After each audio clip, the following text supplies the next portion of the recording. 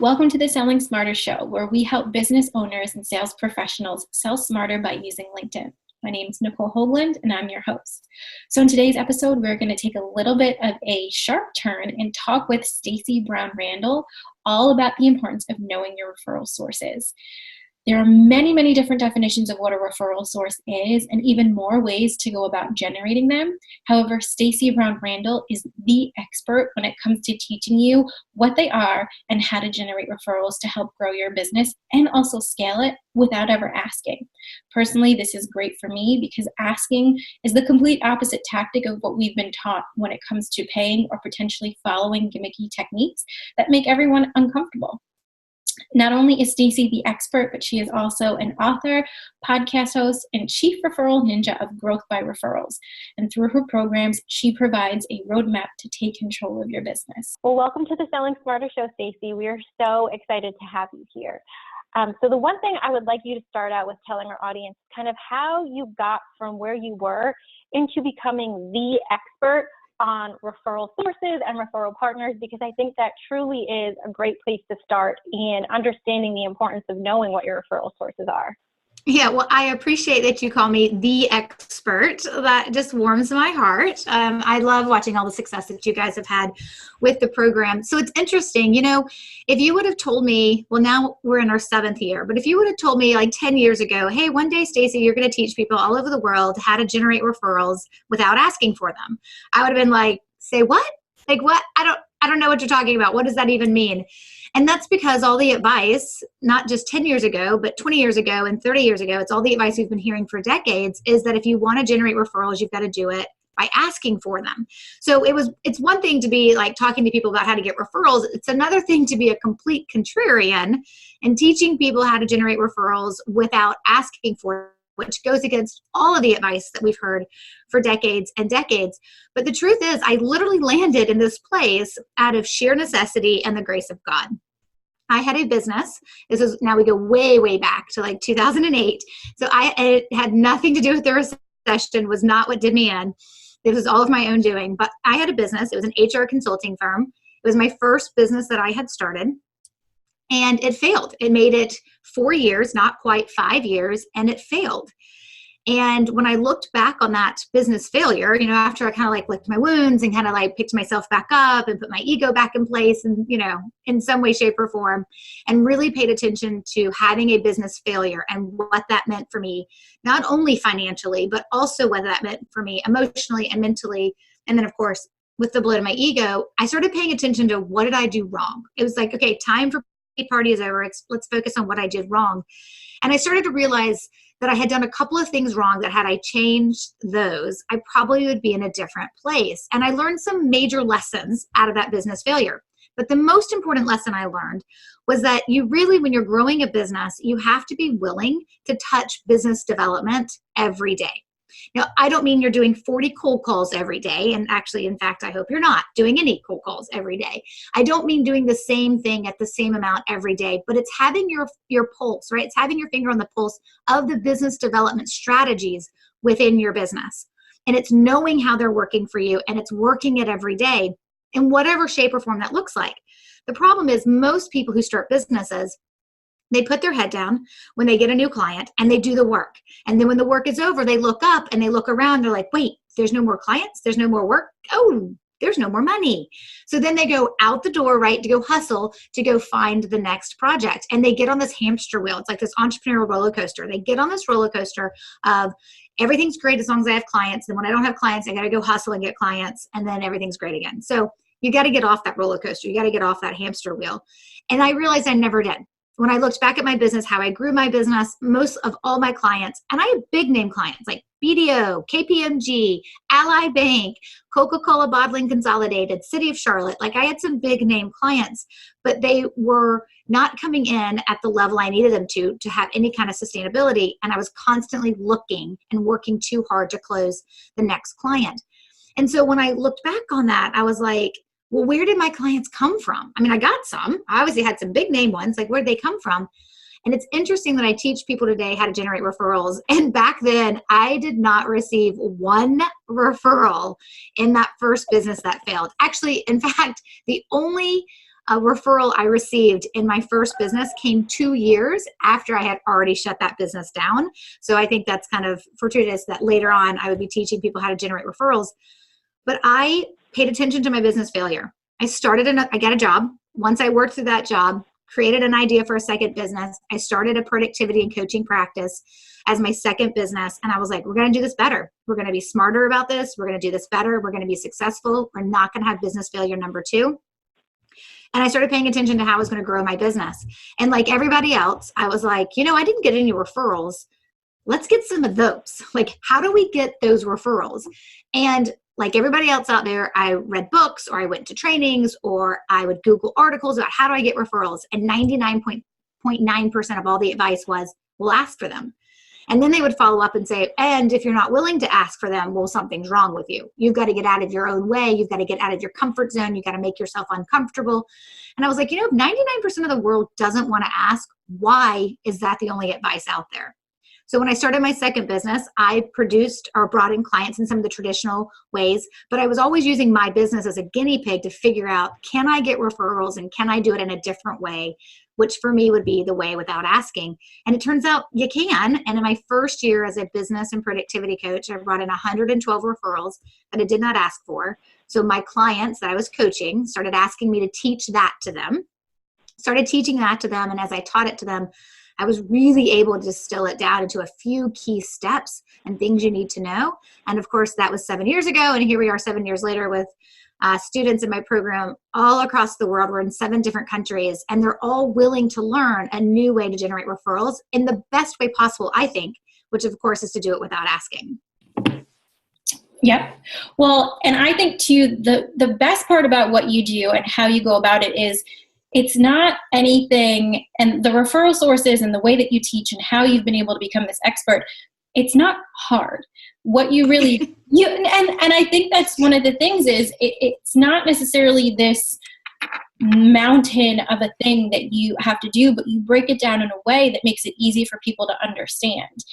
And I think the one thing that you do differently is how you define what referral sources are and kind of changing that mindset a little bit into switching how you think about them is really the key in how you've been able to be so successful. Yeah, I would agree. I think that it's defining referrals in a very pure sense. And then based on that very pure definition of a referral, getting very clear, as you said, on who your referral sources are. People call them referral sources. They call them referral partners. It doesn't matter, right? We're all using this different terms to define the same thing. But I think the reason why when I talk about who are your referral sources within your business, or who should be your referral sources within your business, if you don't have enough referral sources, or if you just want more, when I talk about who they are, it's very clear to understand it if we're all understanding the same definition of referrals. So let me start there and define referrals, and then let's dive in to kind of understanding the nuances behind our referral sources. But like you said, Nicole, this stuff is not complicated.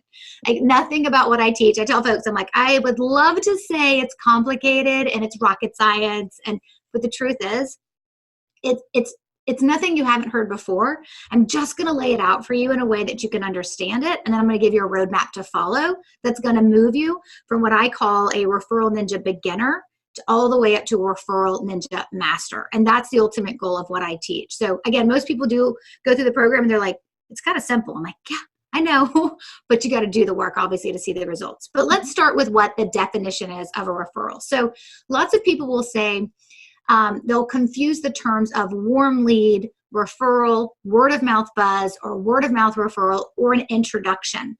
And what they don't realize is those are actually 4 different distinct sales terms. Now, depending how long you've been in sales, depending on if you're on the marketing side of sales or if you're more on the actual selling side of sales, we have used these terms interchangeably. We have applied different definitions to them, and it's not like one single person agrees on what these definitions are. So you may be sitting there thinking, well, that's not what I call that. And that's okay. But just for the purpose of understanding what I want to teach you about referral sources, I need you to be open to kind of hearing this definition of what a referral is. So lots of people will say, hey, I was talking to somebody the other day and they told me that they referred me to a client of theirs and that client's going to follow up with me. That's awesome. I got a referral. And I always say, it's not. It's actually word of mouth buzz. It's so great they were talking about you, but they didn't connect you to the person. So you don't actually know who this prospect is. And now you're just waiting for that prospect to remember or to decide to follow up with you. So the two parts that a referral has that a warm lead, word of mouth buzz, or an introduction is lacking are, first, there's always a personal connection. There is always what we call a referral source. There's always a person who is going to refer you to someone that they know that has a problem. So there's three characters or three players, right? Three cast of characters in understanding how a referral works. And there's the referral source. And the referral source knows you as the solution provider, and they know the prospect, the person who has a problem. And they've decided, yes, you can solve this person's problem. So there is a personal connection, and they connect the prospect to you. And typically this is done over email. It can be done over a group text message. It can be done face-to-face if you all happen to be at the same event. But reality is most of the time this comes over email. So what you're looking for is the referral source to send an email and say, hey, Nicole meets Stacey.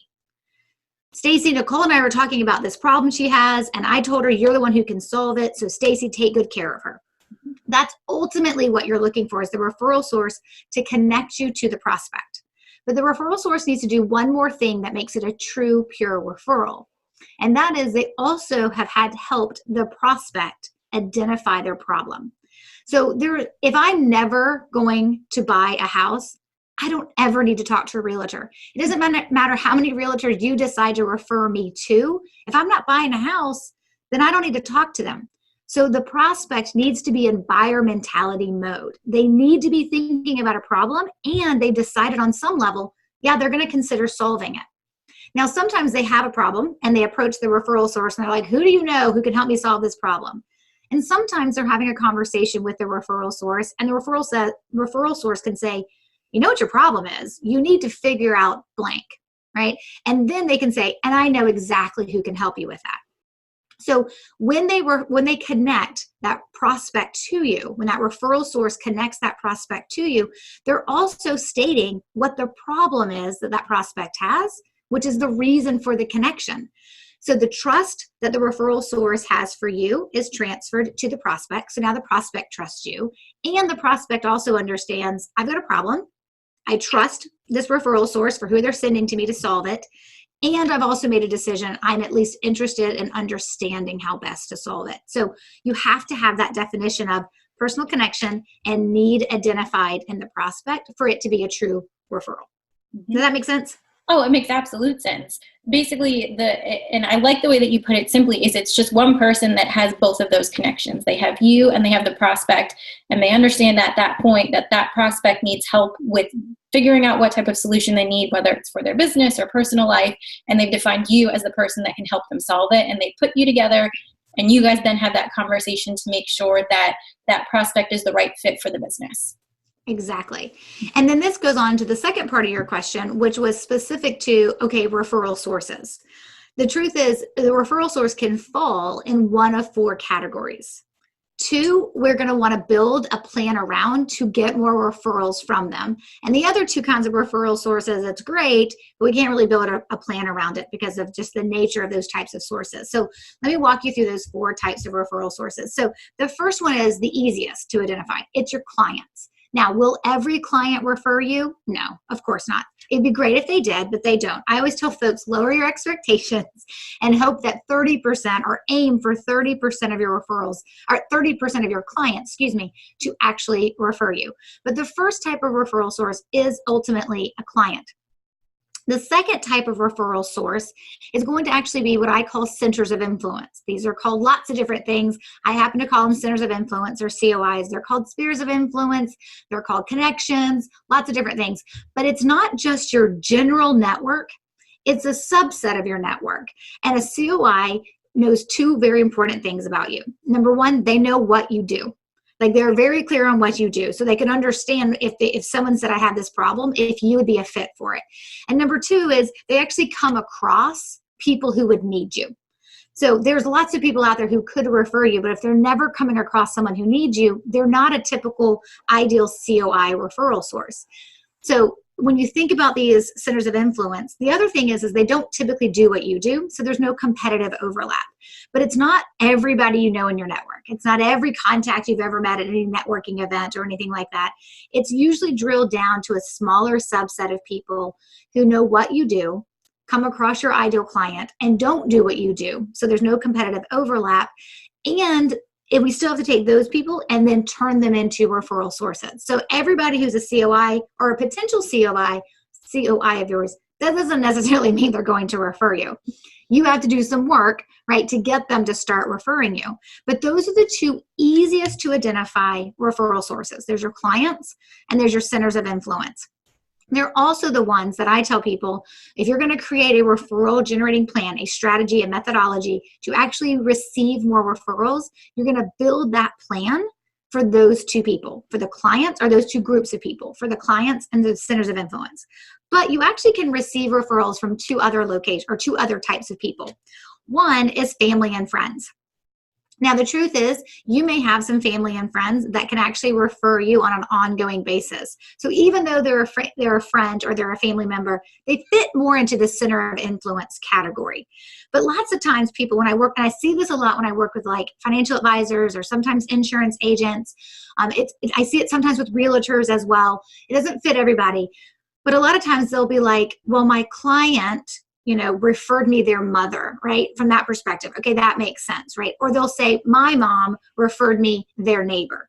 And so my question is, when we're thinking about it from a family perspective, if your brother, if your niece, if your cousin, right? Or if your best friend who lived next door to you growing up from kindergarten through 12th grade referred you, the question you ask is, can they refer again? Like, was that just a one-hit wonder? Did your mother refer you her neighbor because that's the only person she hangs out with and she just decided her neighbor needed to talk to you, right? Is that why it happened? Family and friends can definitely refer you, but you have to pay attention to, did that person in your family actually refer you because that's the only time they can do it, or maybe they can refer you more. So I was working with a financial advisor one time and he was like, no, my aunt refers me like consistently. I'm like, great. She's your aunt and she's our center of influence because she wasn't a client of his for whatever reason. I was like, that's awesome. He was like, but my mom's referred me once. I'm like, how long ago? And he was like, 5 years ago. And I was like, and it was basically when he was just getting started. And I was like, and how many times has she referred you since? And he was like, not. And she doesn't really know a lot of people with money to probably refer me again. So it was awesome that you got that referral from your family member or your friend. But if that's the only one they can ever give you, it's okay just to be like, hey, I got a referral from them. I'm not building a plan for them because they're just family and friends. And it's great that I got it, but I'm not going to try to get more from them if I don't think they can actually give more than maybe the one they sent you. And then the fourth category, which is also another category we can't build a plan for, are strangers. The longer you've been in business, your reputation will start to precede you. There will be people who know that you're awesome at whatever it is you do, and you don't know who they are. You've never met them. You don't know who they are, but they know people who know you, or they've read articles about you because you've had some PR, right? You've had some publicity out there, or they've just been following you on Facebook forever, right? Like they're just strangers to you. You don't know them. And they may refer you because they believe in you or they believe in the reputation about you that they've heard. And they don't know anybody else personally to refer, so they're just referring you. Now, can you work to turn a stranger into an active referral source who continues to refer you? Yes. But by the very definition of a stranger is sometimes you don't know who they are. So it's hard to go find them to then try to develop a relationship with them to put them into your referral generating plan. So when I used to be a productivity and business coach, I had a very small part of my productivity practice that was working actually with kids in college. It was not something I advertised. It was just something I would sometimes coach a mother or a father, and they'd be like, can you do the same thing with my kid? I'd be like, I mean, I can try. And I tried it, and I had some success with some of the students that I worked with over time. And so that got back to a psychiatrist. To this day, don't know who that psychiatrist is.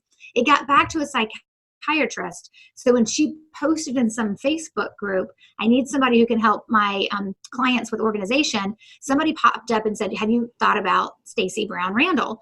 And at that moment, she didn't know who I was. And I didn't know who she was. So she sent some clients to me because my reputation preceded itself. I still didn't know who she was. And I never tried to cultivate more referrals from her because I couldn't find out who she was. So by the very nature, she was just a stranger. but I loved the referral she sent. That was great, but it wasn't going to become more than that. Sometimes it can, sometimes it can't.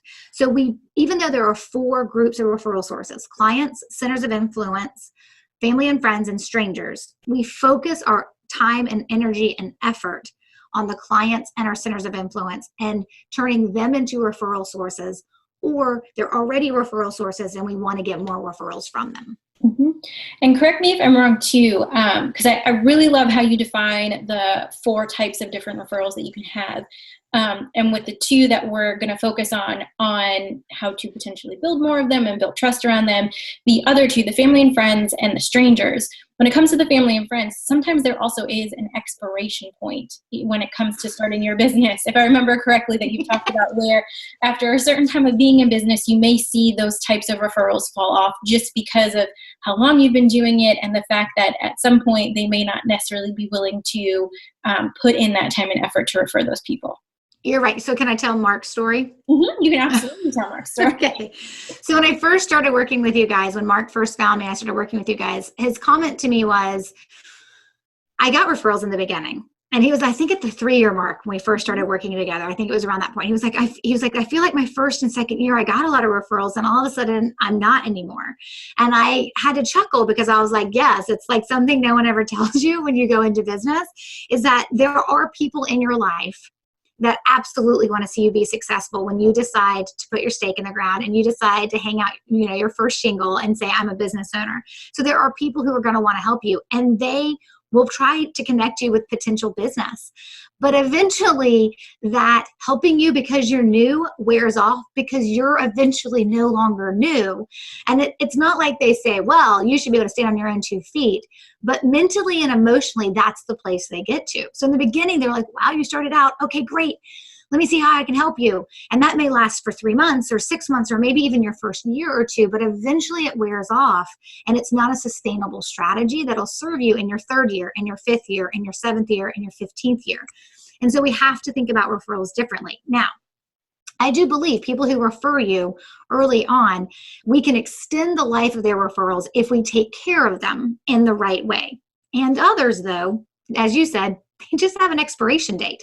When you're done being new and they now see you being successful, they're like, okay, he's got it. Like Mark's got it. I'm good. He knows what he's doing here. And so it's interesting. It doesn't happen. I mean, there's some people who are probably listening to this episode saying, I wish my friends and family wanted to see me be successful when I started my business. It doesn't happen for everybody, but it does happen for some. And it does happen in small ways for, I would say, most people.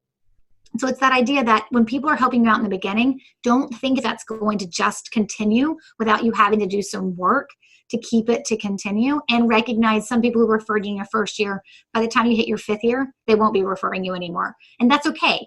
I mean, I always tell folks, even though we want a very healthy list of active referral sources, we have to understand that this list is fluid and things happen and things change and people don't stay on it forever. And that's completely and totally okay. It just is the way that it is. But yes, to your point, and it's exactly what I think Mark experienced is he got all these referrals. He figured out that is the best way to grow my business. This is awesome. Then they kind of stopped when he hit around the 3-year mark. And he's like, how do I keep this going? He just needed a different strategy. Mm-hmm. And that's where the 2 types of sources that you talked about before, the centers of influence and the clients, are where you can create a really good plan around that and stick to the plan. Because I think that there's 2 points to what you do. There's creating a plan and there's sticking to the plan. Really, the possibility of having the referral sources and meeting your goals is almost unlimited as long as those 2 things are in place. They are, and you would be surprised how some people really fight getting their plan established because it feels like work. And there's a part of me that's always like, oh, you're never going to make it through the second part. If you're really struggling just to build out a plan of how you can take care of the people who make your life easier. Like that is what drives me crazy. I'm like, they are dropping clients into your lap and you can't take care of them a couple of times a year. Like you're killing me. And then I think, well, then you got to execute on that plan, right? That consistency piece has to be there moving forward, and it's going to have to be there. And as you guys know, right? Like we don't do this for a year. We want to be doing it. I have some students who've been in my program for 5, going on their 6th year. So like This is something you keep doing, and the longer you do it, the more referrals it will generate for you until you hit whatever number of capacity you have. I think capacity is another thing to pay attention to, but until you hit the number you need, and then you maintain it. And it's a simple process. I think you guys would say that it's more fun than a lot of the other sales techniques you can do. But it's, to your point, it's still a process that has to be worked. Mm-hmm. Well, and I think too, the thing that may be daunting to people who are listening and watching, it's because it's custom to your business. So you really have to figure out not just how to create a plan, but create a plan that's really authentic to the business that you have, and not just a copy paste of what you think others expect. Because if you buy into the plan more, it's easier to execute on. And it does take a little bit more time in the beginning to figure out what that plan is and figure out how it can be authentic to your business. But once you have it, there is a lot of fun around it. There's creativity that maybe you can put into it, and really be able to show and nurture the referral sources that you want down the road and for years to come potentially.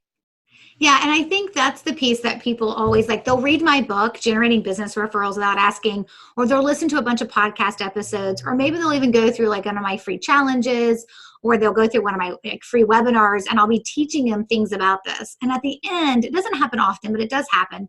I'll have some people say, just tell me what it is. Tell me what to do. And I'm like, if I could do that, I'd be a bazillionaire, because I'd be selling a cookie cuttered process to everyone. And what people don't recognize is what we do to take care of our referral sources hinges greatly on who they are. And every business has a different group of referral sources. The people who refer me are not necessarily the people who refer you guys. And are definitely not the people who are referring the realtor down the street, right? Or the financial advisor, or the consultant, or the business coach. Like, different businesses have different referral sources, because they're all based on your relationship that you have with people. So I talk to a lot of folks, and they're all like, just what am I supposed to do? And I'm like, okay, they're definitely, and as you know, because you've been through the program, I teach it in a very structured way so you can figure it out, right? It's not complicated. I give you tons of ideas, and I create a structure and a framework for what you want to be paying attention to. And once you understand how these pieces fit together, and you probably remember this, some of the, it's the memory runway, right? And it's the platinum principles, and it's the languages, and all those kind of things that we kind of fit together to understand, okay, now here's how you can best take care of your referral sources. It still comes down to who you are, who your business is, and who your referral sources are. And that's how we create a customized plan. The truth is, I've been doing this for 7 years, and I have never had two plans be absolutely identical. We borrow lots of ideas from each other inside the program. We'll borrow people's languages, right? Ideas. I see students swapping ideas all the time, or here's the language I use for this, try this, right? Like, it happens a lot within the Growth by Referrals program. But the truth is, of all of the plans I receive that I look over every year, none of them are the same. And none of them are. And even I can see two people doing the exact same touch point in two totally different ways, because that's what honors who they are and who their business is, and then who their referral sources are. And, we're talking about this kind of in a little obtuse terms. Like, we're also not talking about doing 12 things a year, but you also can't do 1 or 2 things a year either. There is a rhythm and a number that is best for most businesses that falls somewhere between 4 and 8 touch points in a year. But the truth is, what you're doing depends on who you are and who your business is. And most importantly, who, of course, your referral sources are. Absolutely. And before we kind of get to a couple of the last things I want to talk about, just because I do want people to know where to find you and kind of get with you on if they're interested in creating their own plan, because you are the expert. But when it comes to, like you were talking about, there's the custom plan, but when it comes to the referral sources, and when you're talking to your students and maybe potential prospects that are coming to you about this, are there some misconceptions out there that you want to maybe clear up about referral sources? Just because the way that you define it and the way that you go about it, I think, is so crystal clear on how people should be. What do you think that kind of number one misconception could be?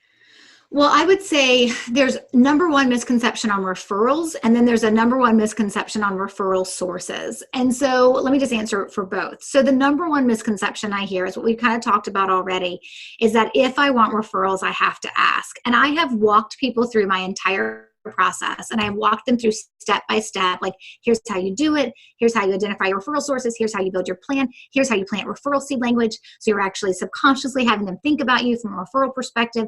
Here's how you execute on it, make it a process. Like, I have walked people through the entire plan. And then their follow-up question to me is, okay, so great, I do all that stuff, and then I can ask for referrals. No, like never. And so I still think that because that's the only information we've had out there for 30, 40, maybe 50 years of how referrals work, it is one I fight daily.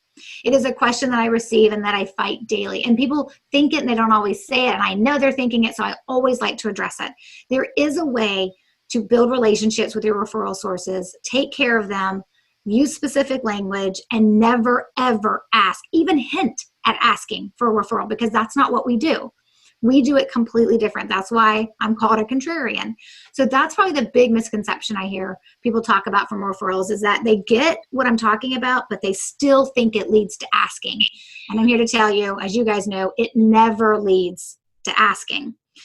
And then I would say a big misconception that people have about their referral sources is that they think they know who they are, but they don't actually know who they are. And you guys remember this because everybody who goes through the program goes through this process. And I tell folks, it is a lot of work. It's probably the one step I would say that's the most amount of work. But my promise is, if you do this one step correctly, you never have to do it again. And that is identifying who your referral sources really are. Lots of people operate off of anecdotal evidence with their referral sources. They remember the last 3 people who sent them referrals, but they could be missing that 6 months ago, somebody sent them 6 referrals. They just haven't sent them any in 6 months. And so they forget. We don't think we will, but we do, right? So the idea here is that people think they know who their referral sources are. And I never take anecdotal or evidence or what you think. I'm like, give me the data. Go through your list of clients and figure out which ones were referred to you, who referred that client to you. That then becomes your list of referral sources. And that is who we either need to reactivate if they haven't referred you in a while, or we know are our active sources, so that we can make some decisions. One, we can decide how we're going to take care of them and build out our referral generating plan to get more referrals from them. And we're going to realize, well, who referred us a few years ago and hasn't since? Those are the low-hanging fruit. Let's go back and try to reactivate them. And we're going to realize, oh crap, we actually need more referral sources. We don't have enough referral sources sending us referrals to hit our number we want to hit. So we need to develop and turn clients and centers of influence, more of them, into referral sources. That data step, that data point is so critical for you knowing what next step you're going to take. So definitely don't just assume you know who your referral sources are. Go through the process of identifying them. And I talk about this in chapter 8 in my book.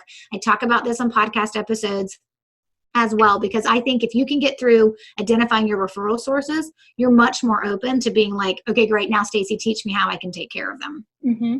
Well, and I can say too, just from what Mark and I have been through it's almost been a year now, which is crazy. I know. Especially when we first started, Mark was kind of still figuring out how to change the perspective of not having to ask the referral sources for referrals to people. And since we've created the program, we've identified who our referral sources are, and we've implemented almost a year of those touch points, we've really never had to ask for referrals this year. And it's nice, and it's almost like a breath of fresh air, because I think, like you say, having that mentality of asking is just icky and it's gimmicky in the world, and it's not comfortable for anyone. And if you really truly want to figure out how to implement it and how to not ask, this is the absolute 100% perfect thing for you to start, is identifying who those referral sources are, and then getting with you, Stacey, on how to create that custom plan. Because at the end of the day, if you never have to ask again, it's like a breath of fresh air in your business. Oh, absolutely. That is music to my ears. I'm so glad we have that recorded. Yeah. Because it's always nice to hear. And the truth is, though, it's also because you guys did the work, right? I mean, you and Mark were open to looking at this differently. You were open to being like, we don't have to ask. Okay, we'll try this out, right? I mean, I specifically remember a conversation I had with Mark before he pulled the trigger to go through the program. And it was like, I told him, I was like, you got to be open because you've been doing the asking thing or attempting the asking thing for so long. And I'm going to ask you to change. And you guys were. Not only were you open to shifting your mindset, you were open to doing the work. Now, I'll be honest, Mark is lucky because he has you and you help him execute on a lot of things. Lots of businesses don't have someone to delegate to, and so they have to do it themselves, and that's okay because we can do it. This is not complicated, but you guys did the work. You did the work and you did it in the spirit in which it was taught to you, and you went through the process and you learned it and you shifted your mindset. And that truly is ultimately, I mean, I would love to think I have a huge part in your referral success this last year. But the truth is it really comes down to the fact that you guys took what you learned and implemented it in the spirit it was meant to be implemented, and you're reaping the benefits. And that is exactly what you deserve. Mm-hmm. Well, thank you. And I will say too, the work part of it, as long as you do switch that mentality, it really truly doesn't feel like work. It will take time, it will take effort, but knowing that 3 months into it, I mean, even a month into it, depending on how quickly you can get it done, that you can start reaping the benefits of not asking and really truly being able to have that easier sell because you don't have to go to people and ask for it. It makes a world of a difference in how you operate your business. Yes. Music to my ears. Thank you for saying that. You're welcome. All right. So as we end this episode, I always want people to know how to find you, how to figure out how to connect with you, and maybe even potentially become your client. So if you could tell people where they can find you after this episode, we'll be able to make sure to link it all in the show notes. Perfect.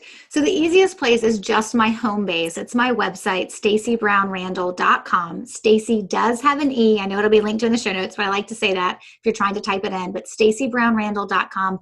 That's my website. It's going to have all the information you're looking for. It's going to have links to my podcast, Roadmap to Grow Your Business, where you can purchase my book. It's available wherever books are sold, but you'll be able to get access to the podcast, the book. I've got articles, but the one place I'm going to tell you that I think you should start before you even decide you want to spend a penny with me is to take the Referral Ninja quiz. It is a free 9-question quiz. You can find it at StaceyBrownRandall.com/quiz. So nice and simple, or it's also on the homepage of StaceyBrownRandall.com. But take that 9 simple question quiz. It's free, but it'll tell you instantly what level you are in your ability to generate referrals. And I think it's eye-opening for a lot of people. So you're going to either be at one of 3 levels. The ultimate level, where if you do come through my program, where I want you to be, is at the Referral Ninja Master level. But you'll have to take the quiz to figure out if you're a master, or maybe you're just the middle level in training. But more than likely, I'm going to guess you're going to be at the beginning level, which is the Referral Ninja Beginner. That tells you what you need to know. And if you decide to move forward, it'll be based on those results. Mm-hmm. And the quiz is not hard. It's really not long. I can attest to it because Mark and I both took it. So make sure that you do start there. We'll have the link to Stacey's website, to the quiz, and everything else in the show notes. I also want to ask how the second book is coming along and if maybe we have a date for when it's going to come out. Oh, that is like the question I'm avoiding. That now that I mentioned to the world that the publisher accepted my, when you're first submitting your first book, you actually have to submit a manuscript because they need to know you can write. When you use your publisher for your second book, they trust you. So they just want like a synopsis. So it was like, yeah, we'll approve your synopsis. And they're like, okay, great. We approved it. And I'm like, oh my God, that means I have to write it. Like last time it meant I was almost done.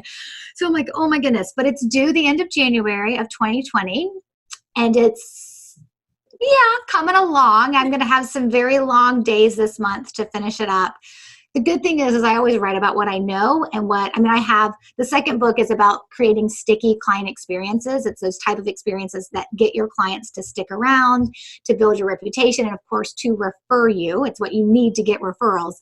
So I always write about what I know and what I teach, and I even have a program on sticky client experiences. So it's not like it's hard for me to write, but it's still the discipline of sitting down and writing. And I don't have that week away at the mountains like I did to write the first book. So I'm having to fit it in, and that's different for me from a writing process, but it's coming. And the goal is for it to be out sometime fall of 2020.